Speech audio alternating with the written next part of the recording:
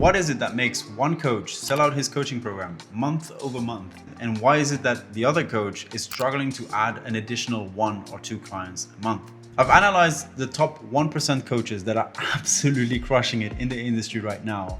And I realized that the content strategies that are currently working, they don't have 1 or 2, but they have 3 jobs in terms of changing someone's belief and perception about the coach in order to make you, as the viewer of content, realize that this is the person I want to hire. So if you're a coach or consultant who wants to level up your content game and essentially create pre-sold prospects through organic content, and don't get me wrong, this is not about top of funnel, bottom of funnel, and middle of funnel content.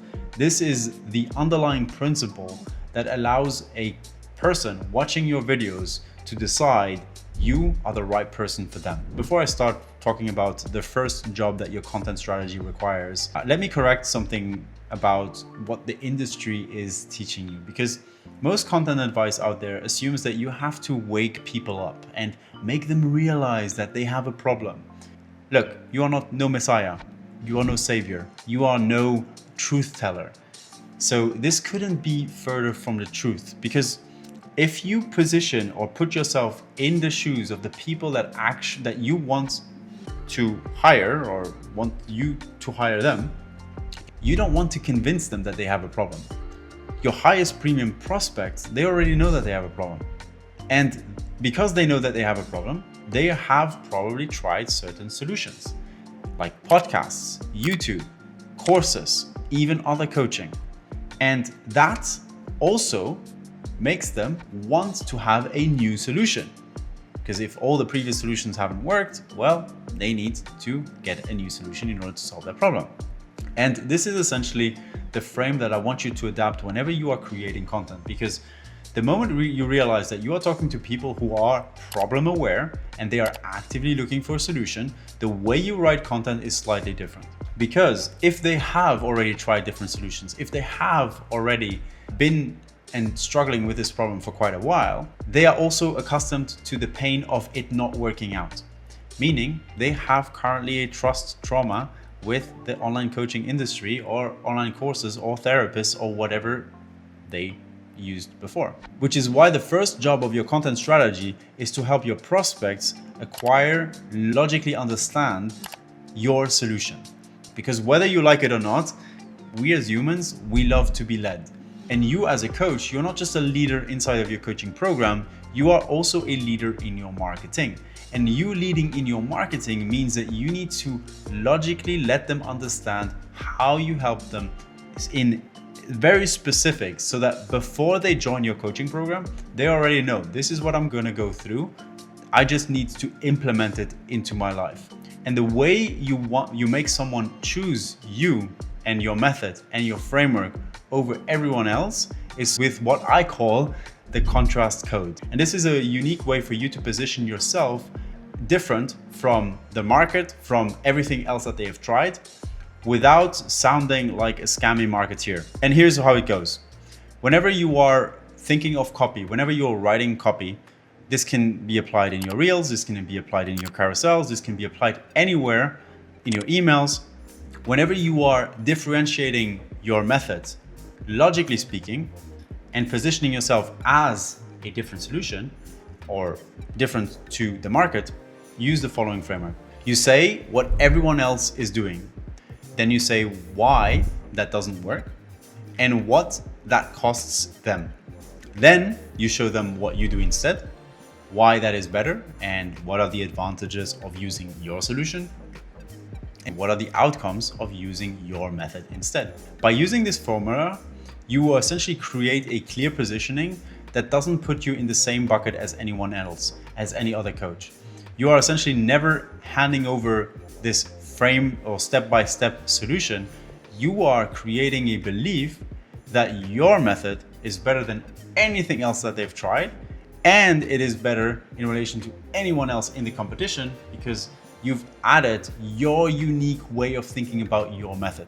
This will all be tied in with the other 2 jobs and the other 2 belief shifts that you are creating with your content strategy. I'm just going to give you an example of the contrast code here on the slides. You can screenshot this if you want to, or just try and use it in your content straight away. So this is job number one. Create understanding through logic. But somebody can follow your method completely and still not buy from you, because understanding how something works has never really made someone or a person want it. Which is why the second belief and the second job of your content strategy is so important.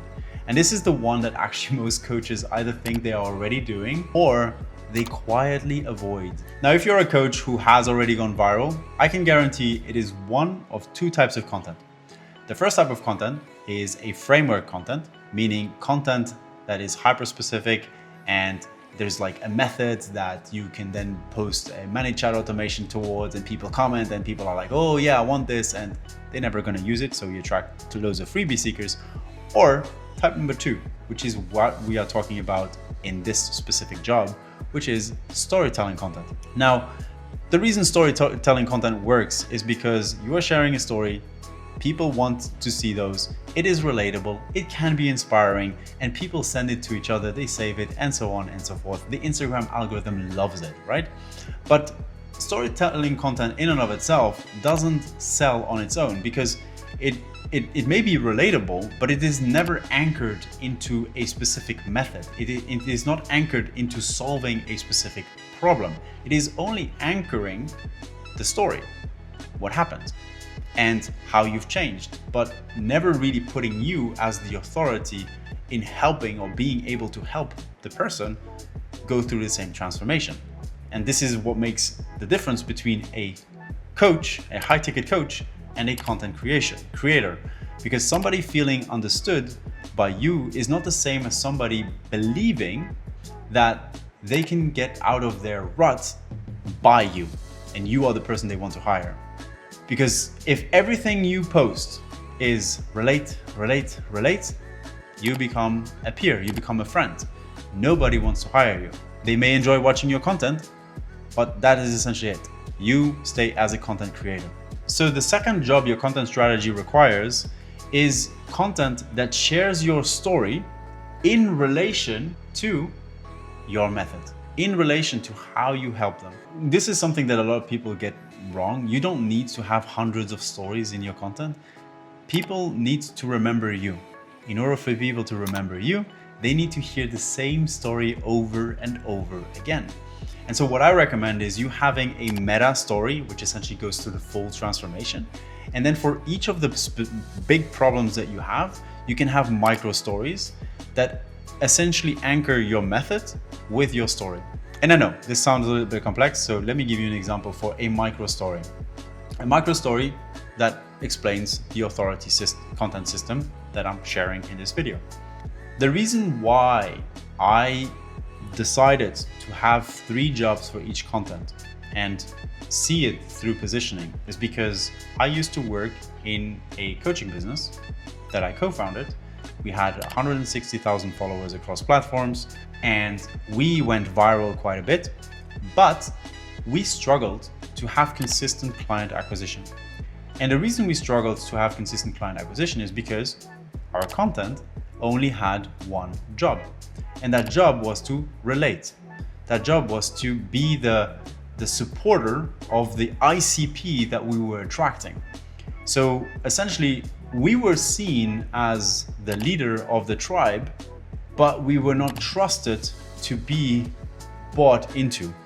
The whole mission of the brand was to help a specific ICP. And so after analyzing that brand, the brand that I was working in, versus the competitors, I realized that there are 3 different jobs your content should have. And that essentially positions you as the expert in your niche.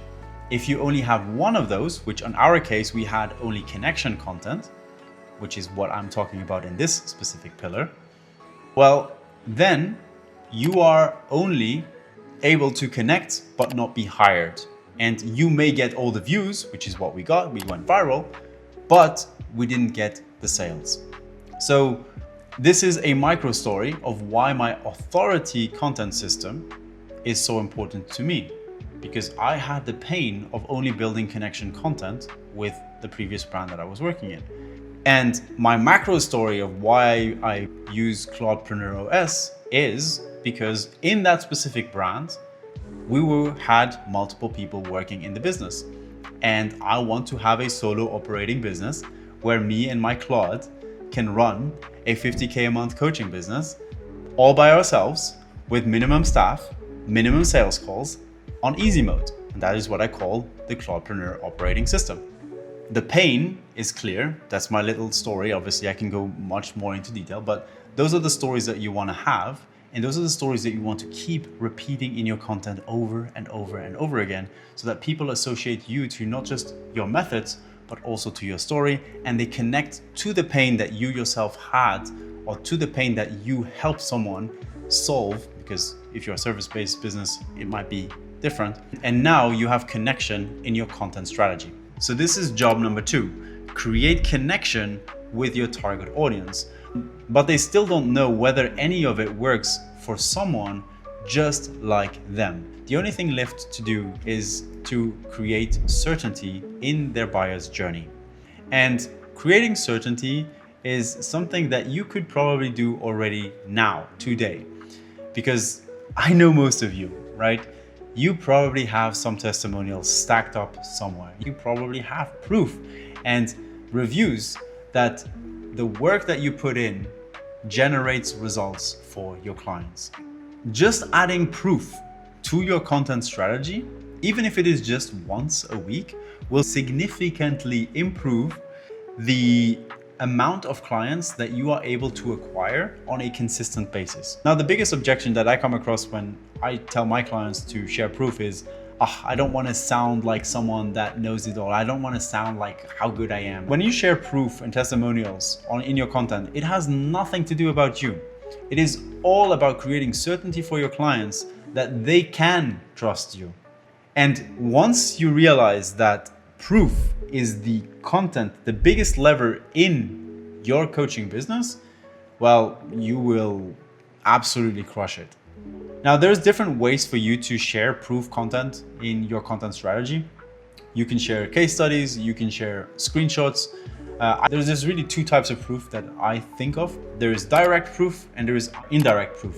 Direct proof is straight from the source. This can be client calls, this can be testimonials, this can be screenshots, anything that comes directly from your clients.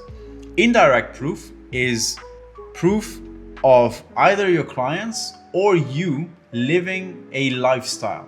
This is kind of like lifestyle proof. So if I was making $1 million a month, maybe I have a Lamborghini, and maybe that is where I want to film my videos. If you look at Shelby Sapp's content, she's kind of like a big deal in the remote sales coaching industry, making $1 million a month. A lot of her videos are around her mansion, around her pink car, and she essentially creates an environment that people are familiarizing themselves with and subconsciously selling the proof that her methods and her story led to this result. Now, in the relationship coaching niche, for example, that would look something completely different. But if you have a method where you help with intimacy, improving the intimacy with your partner, and you go through that framework every single weekend with your partner, maybe sharing that story every single weekend and sharing the struggles or sharing the improvements that you and your partner have throughout the journey is indirect proof. Because in this case, you are creating integrity and you are creating leadership by demonstration of what you are using or how you are using your own methods in your personal life. There's many ways where you can use proof or how you can bring proof into your coaching business. You can be creative with it.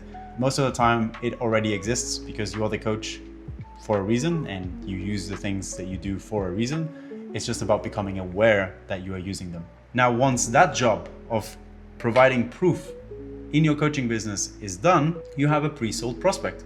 Someone that believes in you, but trusts your method and knows that you can deliver the results that you are promising. They are pre-sold. And this is the perfect timing for you to make an offer to your prospect in order for them to transform from a follower into a customer. And this is what I'm going to talk about in the next video. So if it is already up, go watch it. If not, follow along and I'll talk to you soon.